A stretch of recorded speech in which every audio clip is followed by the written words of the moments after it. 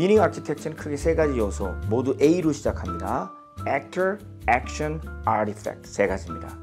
이 세 가지 요소는 인간의 존재와 그 존재에서 나오는 경험을 이해하는 데 가장 중요한 출발점이 됩니다.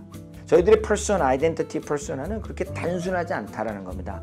시간과 장소, 그 다음에 다른 사람들 누구가 있느냐에 따라서 그 컨텍스트에 따라서 하루에 수도 없이 나의 액터로서의 아이덴티티는 변한다는 겁니다.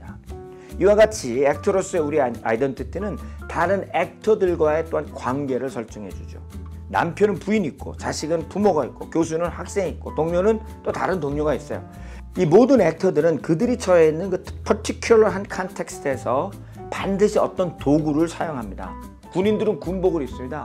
행사 때는 정장을 입고요. 전쟁터에서는 전투복을 입습니다. 간단한 그 어떤 옷이라고 하는 아티팩트는 소셜 액터로서 우리들이 어떤 컨텍스트에 존재하는 그 의미를 결정짓는다라는 거죠. 아티팩트를 이용해서 우리가 어떤 행동을 합니다. 액션이죠. 마지막 A입니다. 그때 아티팩트는 당연히 명사고 행동은 액션입니다. 동사입니다. 따라서 시시때때로 변경하는 그 다이나믹한 퍼소나와 거기에 따라서 사용하는 아티팩트가 결합이 돼서 저희들로 하여금 다양한 변화하는 사용 경험 가치를 창출하게 되는 것이죠. 자, 그러면 여기서 기업은 사용자에게 유형과 무형의 아티팩트를 제공하고 그렇게 함으로써 사용자의 행동의 영역을 쉐이프를 하고 그것을 바탕으로 사용자의 경험 가치를 창출하려고 하는 것이 기업입니다. 저는 이 미닝 아키텍처가 한 기업이 가지고 있는 진정한 업의 본질을 찾아가는 기본적인 수단이라고 생각을 합니다. 업의 본질이 뭡니까? 업의 본질을 쉽게 얘기를 하면 한 기업이 한 사업에서 성공을 하기 위해서 반드시 갖추어야 하는 핵심 역량입니다. 같은 산업에 있어서도 기업의 경영자의 안목에 따라서 업의 본질은 달라질 수 있습니다. 내가 어떻게 보느냐에 따라서죠.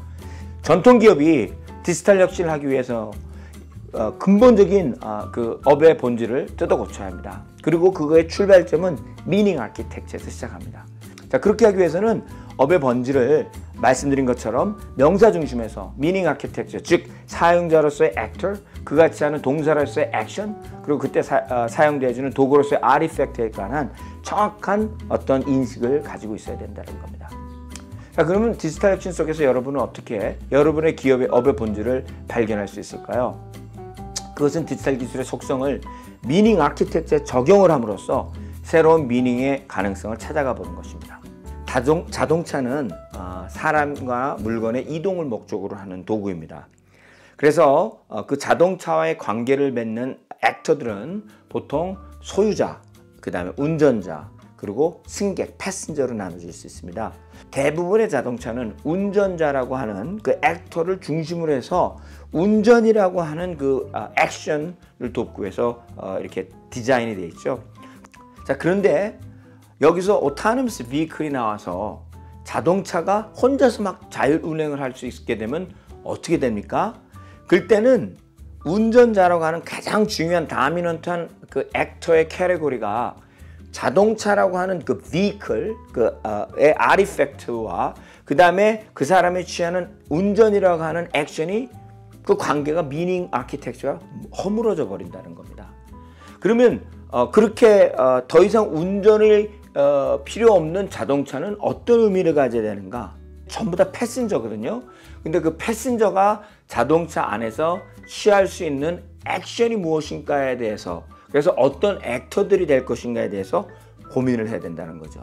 예를 들면 책을 보거나 인터넷을 볼 수 있겠죠. 잠을 잘 수도 있겠죠.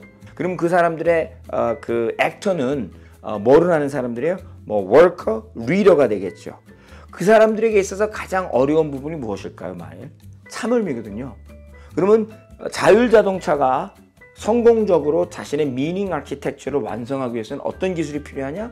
참을미를 제거하는 기술이 필요하다. 미닝 아키텍처를 리아키텍팅 하지 않으면 결코 디지털 혁신은 일어나지 않는다라는 겁니다.